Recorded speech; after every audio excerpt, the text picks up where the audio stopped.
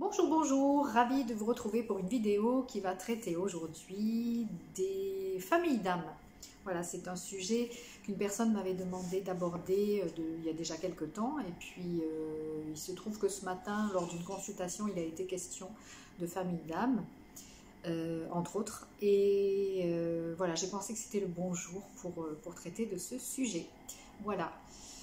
Avant de commencer, je remercie les nouvelles personnes qui se sont abonnées.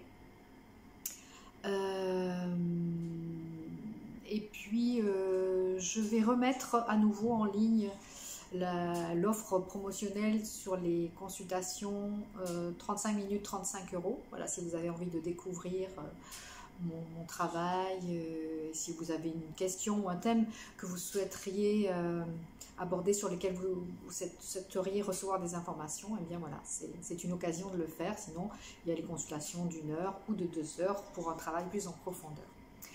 Et je voulais aussi mentionner le fait que j'ai créé hier une page Tipeee.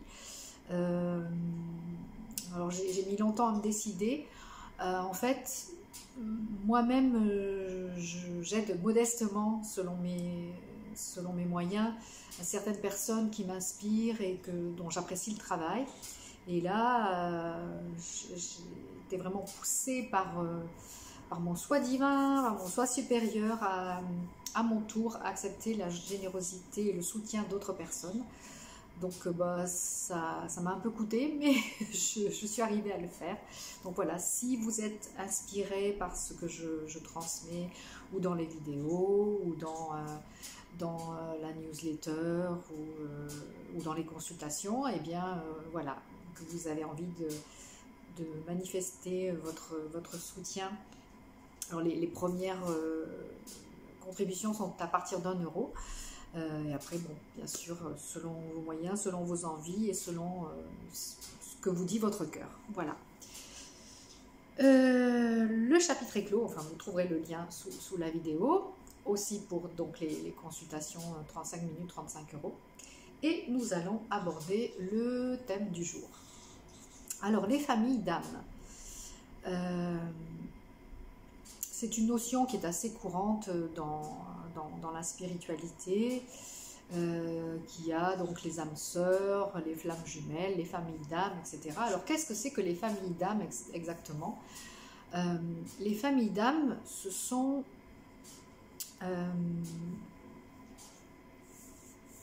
comment dire ça, des personnes, donc des âmes, avec lesquelles on se retrouve de vie en vie. Alors, pas systématiquement dans toutes les vies, mais avec qui on se retrouve assez régulièrement, disons, en incarnation, et avec lesquels on a un travail commun à faire. Donc on s'entraide mutuellement, les âmes s'entraident mutuellement à travailler certains aspects, et donc pour ça on se retrouve entre familles d'âmes. Alors, à combien chiffrer une famille d'âmes, je pense que c'est variable selon les personnes. Moi, je ne me suis jamais amusée à chiffrer la mienne, mais en tout cas, voilà, je sais qu'il y a des personnes que j'ai rencontrées dans mon existence et qui font partie de mes familles d'âmes. Alors, une des questions, c'était: est-ce que les familles d'âmes coïncident avec la famille dans laquelle vous êtes incarné? Parfois, mais ce n'est pas systématique. Ça arrive souvent qu'on se retrouve aussi, qu'une même famille d'âmes se retrouve aussi en incarnation dans une même famille de sang, mais ça n'est pas systématique et ça n'est pas obligatoire. Pour vous citer un exemple personnel, je sais que ma mère et mon père, en l'occurrence, font partie aussi de ma famille d'âmes. Et comme j'ai souvent accès à des informations visuelles, même à des scènes carrément de cinéma, si on peut dire, sur certaines de mes incarnations. Et donc je sais que dans une incarnation notamment, ma mère actuelle a été ma fille, mon enfant. Et donc ça a éclairé, le jour où j'ai eu connaissance de ça, ça a éclairé certains aspects de notre relation actuelle. Voilà. Et la même chose pour mon père. Alors, on ne se retrouve pas effectivement toujours dans le même cadre, dans le même rôle, hein. C'est-à-dire que quelqu'un qui est votre parent peut avoir été votre enfant. Quelqu'un qui fait partie de votre famille peut avoir été votre partenaire, votre conjoint dans une autre existence. On peut avoir été dans un rapport, par exemple, de patron-employé, voilà. Les cas de figure sont multiples et variés. Et donc, voilà, en faisant partie d'une même famille d'âmes, on va pouvoir se retrouver au fil des incarnations et jouer des rôles différents les uns vis-à-vis des autres pour servir l'incarnation de chacun et pour servir le travail que doit effectuer chacun. C'est-à-dire que quand vous retrouvez quelqu'un qui fait partie de votre famille d'âme, eh bien, quelquefois, ça peut être... vous pouvez vous rendre un service mutuel où vous avez quelque chose, un aspect karmique à régler ensemble, ou bien cette personne est là juste pour vous aider à travailler un aspect vous. Et vous n'allez pas forcément jouer un rôle dans les choses qu'elle a à travailler elle. Parfois, c'est vraiment un travail mutuel, mais pas toujours. Voilà. Autre chose, faire partie de la même famille d'âmes, ça ne signifie pas forcément que tout se passe bien. Hein. Si vous l'avez compris, on peut avoir donc incarner des rôles différents les uns vis-à-vis des autres. Et même si la retrouvaille des âmes, elle, se passe vraiment dans l'amour et dans l'harmonie, eh bien, au niveau incarnationnel, ça peut par contre générer des frictions, puisque si on est là pour régler des choses ou travailler certains aspects, eh bien ça peut se passer pas très confortable et pas très agréable. Donc quelqu'un avec qui ça ne se passe pas bien et que vous n'appréciez pas ou avec qui vous êtes en conflit peut faire partie de votre famille d'âme. Donc vous serez capable de reconnaître cette personne si vous vous placez vraiment au niveau du cœur, au niveau de l'amour. Vous serez capable d'identifier que cette personne fait partie de votre famille d'âme et qu'il y a beaucoup d'amour entre vous, mais ça demande de se placer à un autre niveau qu'au niveau incarnationnel et au niveau de l'ego. Voilà. Alors pour vous donner un autre exemple personnel pour illustrer, il y a quelques années, je m'étais connectée à quelqu'un par Internet. Et vraiment, il y a eu une connexion d'âme, en l'occurrence, là, une connexion d'amour extrêmement forte. Et puis donc, c'est une personne avec laquelle nous avons dialogué pendant longtemps, une personne qui était à l'étranger et avec qui nous avons dialogué pendant plusieurs mois sans nous rencontrer physiquement. Et là, vraiment, ça se passait quasiment toujours dans vraiment un bain d'amour parce qu'il y avait cette connexion au niveau de l'âme et au niveau du cœur qui se faisait. Et puis, quand il a été... voilà, quand il s'est fait qu'on a pu se rencontrer physiquement, et bien là, ça a été presque instantanément le gros clash parce qu'on se retrouvait pour régler certains aspects karmiques. Et autant vous dire que l'amour dans lequel on avait baigné au départ, eh ben, on avait un petit peu de mal à le retrouver là quand il y a eu la confrontation physique. Mais en fait, on s'est aidé mutuellement, en tout cas on était là pour s'aider mutuellement à travailler et à régler certains aspects qui nous concernaient l'un et l'autre. Voilà. Et puis, si je pense à cette personne vraiment au niveau de l'ego, eh bien, je peux ressentir encore une certaine animosité vis-à-vis de cette personne, tandis que dès que je me place vraiment au niveau du cœur et au niveau de l'âme ou de l'esprit, eh bien là, je me reconnecte vraiment à l'amour de cette personne et à l'amour de cette âme qui fait partie de ma famille d'âme. Voilà.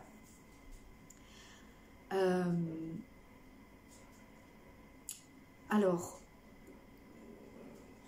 si il me semble qu'une des questions c'était aussi est-ce que quelqu'un qu'on appelle une âme sœur fait partie de notre famille d'âme? Je dirais oui, puisqu'il y a cette proximité Et cette compréhension mutuelle, ce sentiment de, voilà, de se connaître depuis toujours, qui fait que ce qu'on appelle une âme sœur, c'est vraiment quelqu'un qui fait partie de votre famille d'âme, mais à un degré particulièrement proche.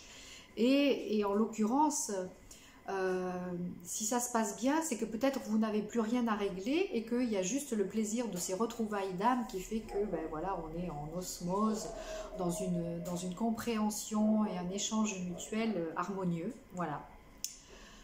Pour ce qui est des flammes jumelles, là c'est autre chose. Alors, je sais que c'est un sujet très controversé. Quand j'avais fait une vidéo sur les flammes jumelles, je m'étais fait remonter les bretelles dans pas mal de commentaires.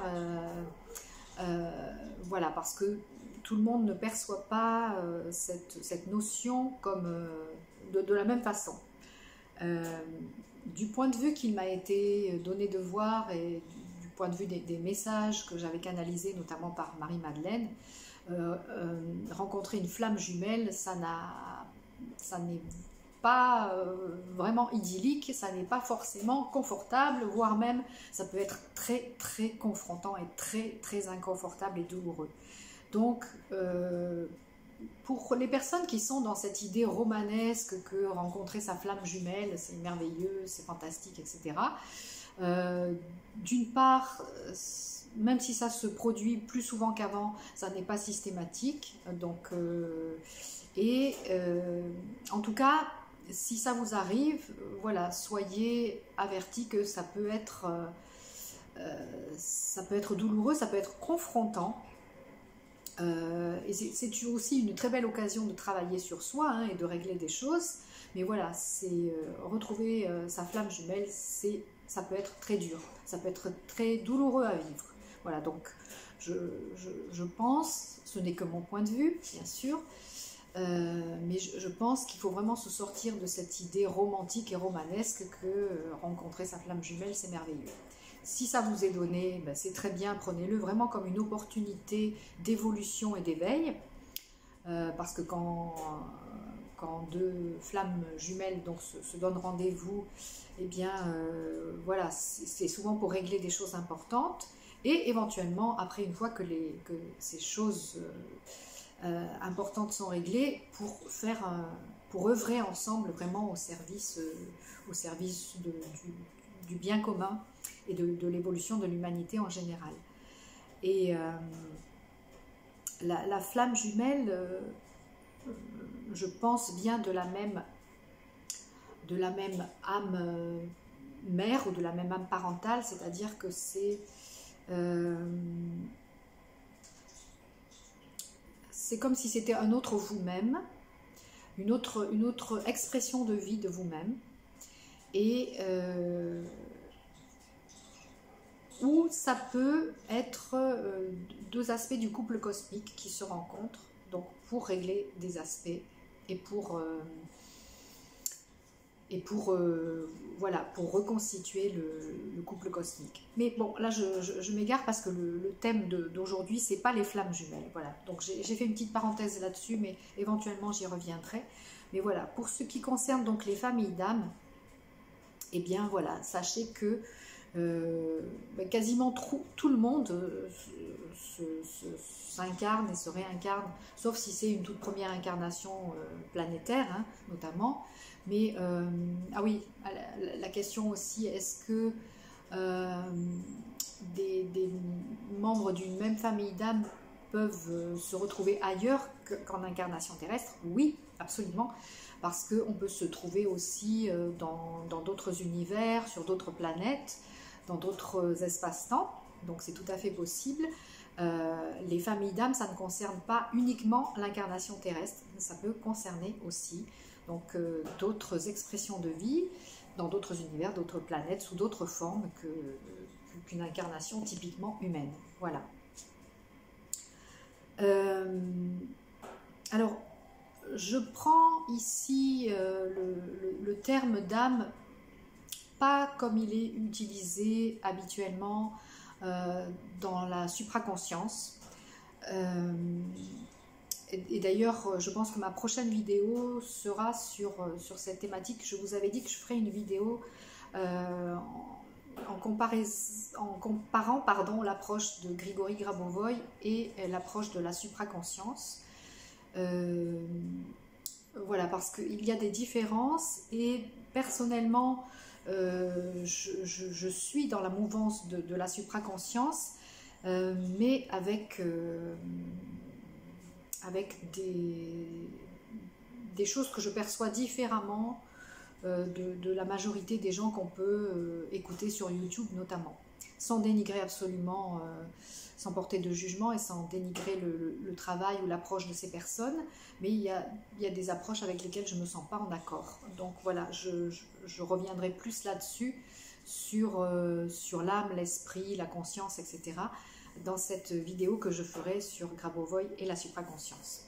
Et pour vous dire en synthèse quelle est ma démarche à moi, mon cheminement à moi par rapport à ça aussi. Voilà. Alors, est-ce qu'il y a autre chose concernant les familles d'âmes?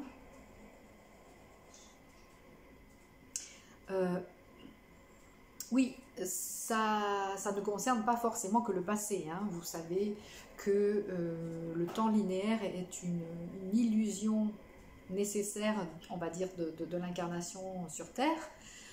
Mais donc, des familles d'âmes, ça peut concerner vos incarnations passées, mais ça peut aussi concerner vos incarnations, entre guillemets, futures, puisque dans le temps universel, le temps est multidimensionnel, donc ce qui signifie que tout coexiste dans le même temps, y compris ce que vous considérez comme votre passé, votre présent ou votre futur, ça coexiste de manière multidimensionnelle. Donc voilà, vos familles d'âmes, vous les retrouvez, si on reprend le point de vue du temps linéaire, vous pouvez les retrouver dans le passé, dans le présent et dans votre futur aussi. Voilà, donc prenez vraiment cette notion d'un point de vue multidimensionnel, et en vous disant donc d'une part que une famille d'âmes, ça peut concerner votre passé, votre présent et votre futur, et que ça peut concerner aussi d'autres aspects, d'autres expressions de vie que l'incarnation sur Terre.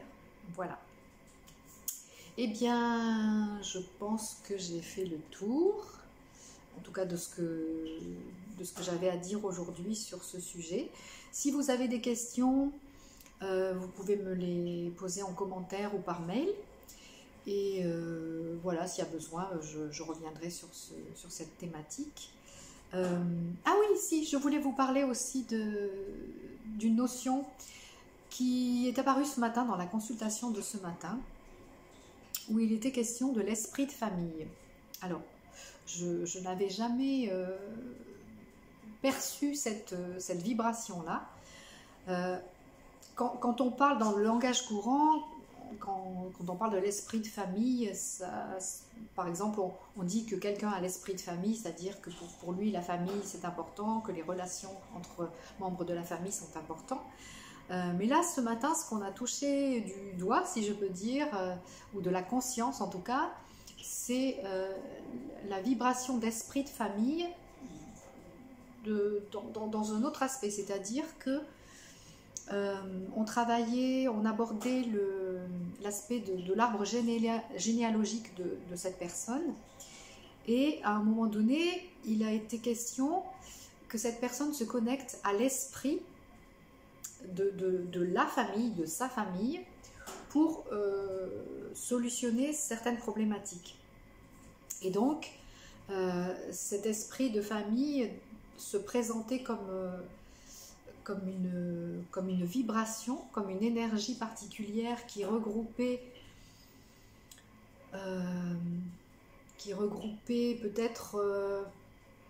peut-être les différentes âmes de cette famille, ou les différentes sensibilités et les essences, voilà, qui représentaient cette famille, les essences divines qui représentaient cette famille. Et donc voilà, ça c'est un aspect que je voudrais explorer un peu plus dans les jours et dans les temps qui viennent, parce que c'est la première fois que je conscientise cette notion d'esprit de famille, d'esprit d'une famille, et que j'entrevois les possibilités qu'il peut y avoir donc, pour travailler sur la généalogie et l'aspect transgénérationnel. Donc voilà, si vous avez vous-même des réflexions, des arguments à apporter sur cette notion que je découvre d'esprit de la famille, eh bien voilà, je suis curieuse de savoir ce que vous pourriez en dire aussi. Voilà, donc je crois que cette fois-ci j'ai fait le tour. Je vous remercie de votre écoute. Merci donc de vous abonner, de mettre un petit coup de pouce, de partager si le cœur vous en dit, si ça vous semble utile et bénéfique, pour aider aussi à mon référencement. Et sachez que j'ai aussi une chaîne Crowdbunker, donc je mettrai le lien aussi dessous. Voilà, vous pouvez aussi vous abonner à cette chaîne Crowdbunker si vous le souhaitez. J'avais ouvert une chaîne Odyssée, mais bon, je trouve que ça rame un petit peu, donc voilà, Crowdbunker, ça fonctionne très bien. Donc si vous avez envie de découvrir aussi, pour l'instant ce sont les mêmes vidéos, mais il se peut qu'il y en ait des différentes selon le support sur lesquels je le ferai. Voilà, encore une fois, merci beaucoup, et je vous dis à tout bientôt pour la suite de nos aventures.